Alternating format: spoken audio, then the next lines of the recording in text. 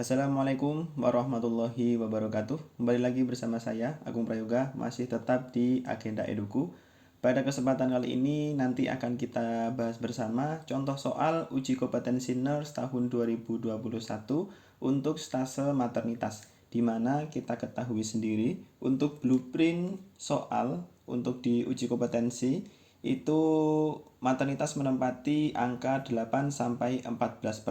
Berarti ada sekitar 14-25 soal untuk di stase maternitas.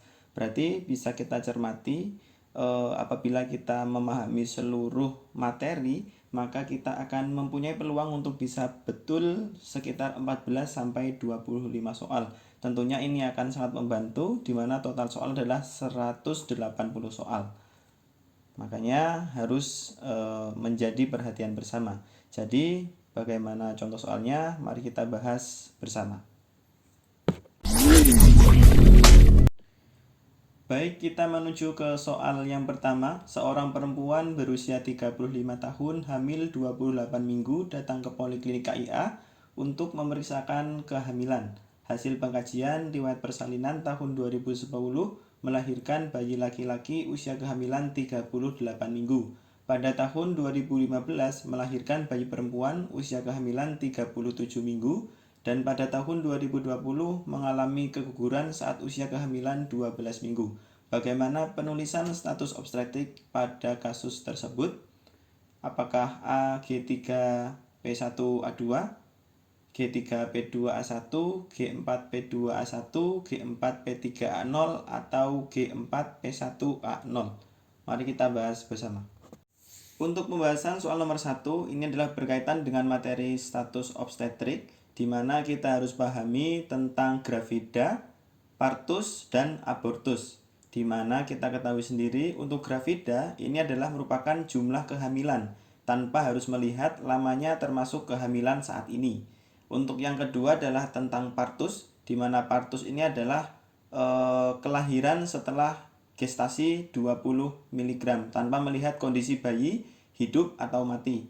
Yang selanjutnya adalah abortus, ini adalah keluarnya hasil konsepsi sebelum janin dapat hidup di luar kandungan dengan batasan gestasi kurang dari 20 minggu.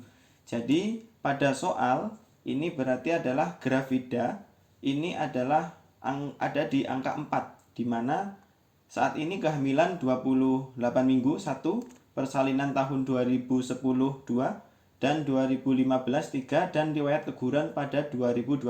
Jadi gravidanya atau jumlah kehamilannya ini berjumlah 4.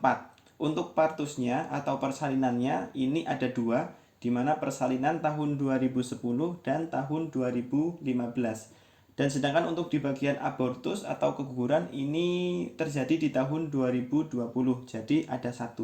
Jadi untuk strateginya, kata kunci dari kasus tersebut bahwa pasien datang dalam kondisi hamil 4 kali dan 2 kali melahirkan dan 1 abortus. Jadi jawabannya adalah C, G4P2A1. Kita lanjutkan untuk soal nomor 2. Seorang perempuan usia 23 tahun G1P0A0 hamil 16 minggu datang ke Poliklinik KIA untuk memeriksakan kehamilan. Hasil pengkajian, pasien mengeluh mual muntah terutama pagi hari.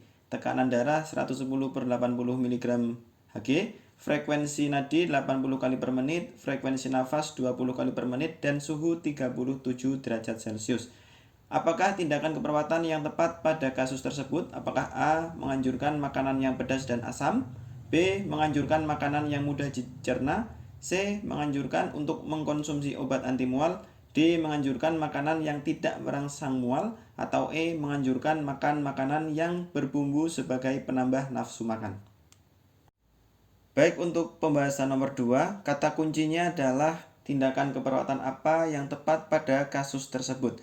Maka fokus kita harus langsung menuju ke hasil pengkajian dari pasien. Dari soal, hasil pengkajian dari pasien mengeluh mual muntah terutama pagi hari. Jadi, untuk mengatasi mual muntah pada tindakan tersebut adalah menghindari penyebab yang membuat mual dan muntah. Jadi, jawabannya adalah D. Kita menuju ke soal nomor 3. Seorang perempuan usia 47 tahun datang ke rumah sakit dengan keluhan keluar darah setelah berhubungan seksual dengan suami. Hasil pengkajian perdarahan berwarna gelap disertai nyeri dan berbau busuk. Observasi tanda vital tekanan darah 120/80 mmHg, frekuensi nadi 80 kali per menit, frekuensi nafas 20 kali per menit, dan suhu 30 derajat Celcius. Apakah pemeriksaan penunjang yang tepat pada kasus tersebut? Apakah A. Urin lengkap, B. Darah lengkap, C. USG, atau D. Apusan vagina, atau E. Pap smear? Pembahasan soal nomor 3, fokus dari pertanyaan adalah apakah pemeriksaan penunjang yang tepat pada kasus tersebut. Jadi kita harus bisa garis bawahi terlebih dahulu beberapa hal-hal yang kita temukan pada pasien. Di antaranya adalah keluhan keluar darah setelah berhubungan seksual dengan suami. Yang kedua adalah adanya perdarahan berwarna gelap dan disertai bau busuk. Jadi pada data menunjukkan pada diagnosa kanker serviks. Jadi pemeriksaan penunjang yang paling tepat adalah E. Pap smear.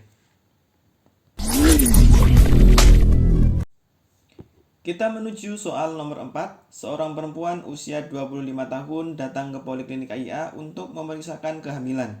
Hasil pengkajian, pasien mengeluh cepat lelah, tinggi fundus uteri 35 cm, punggung kanan presentasi kepala dan sudah masuk PAP.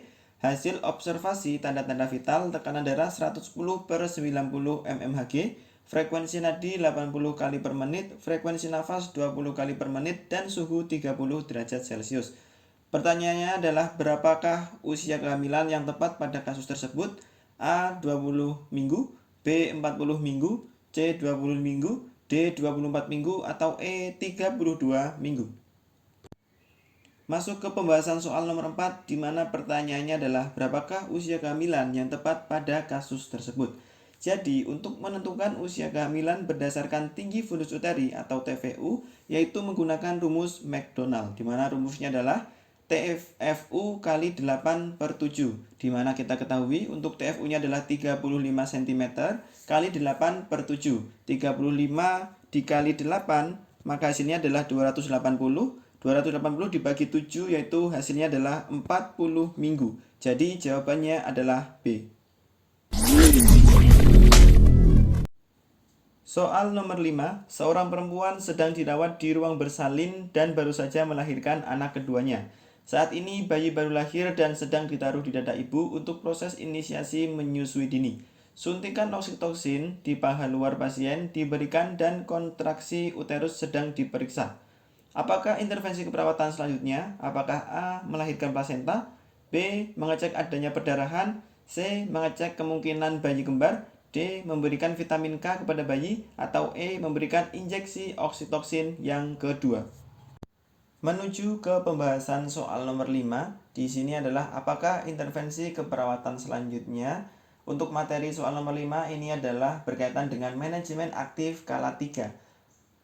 Berikutnya teman-teman memang harus paham untuk standar operasional prosedur untuk manajemen aktif kala 3, yaitu terdiri dari suntik oksitoksin, PTT atau penegangan tali pusat terkendali, dan yang ketiga adalah masase fundus uteri. Untuk kita menuju ke soal nomor 5, ini terdapat beberapa kata kunci di mana yang sudah dilakukan adalah saat ini bayi baru lahir dan sedang ditaruh di dada ibu untuk proses inisiasi menyusui dini.